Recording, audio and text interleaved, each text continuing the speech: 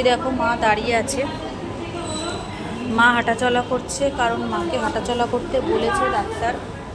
মানে আল্ট্রাসোনোগ্রাফি করতে গেলে ইউরিনের বেগ পাবে জোরে, তারপরেই তো আল্ট্রাসোনোগ্রাফি রিপোর্টটা ভালো হয়, তোমরা সবাই জানো। তো ওই জন্য মা হাঁটাচলা করছে ওখানে, আর আমি তো বসে আছি, কারণ টাকা জমা দেওয়া হয়ে গেছে। তো মা এখান থেকে আল্ট্রাসোনোগ্রাফি করে তারপর বাড়ি চলে যাবে, কারণ বোন রয়েছে, ওইদিকে আল্ট্রাসোনোগ্রাফি হবে। চলো মা হাঁটু। কালকে রাতেও মার খুব শরীর খারাপ হয়েছে, শরীর খারাপ গেছে।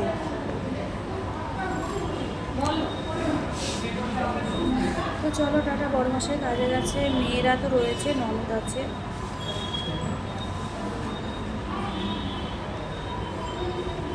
তো চলো টাটা, মা হাঁটু, আল্ট্রাসোনোগ্রাফিটা করে নিই, তারপর আবার পরে বাড়ি গিয়ে দেখা হচ্ছে।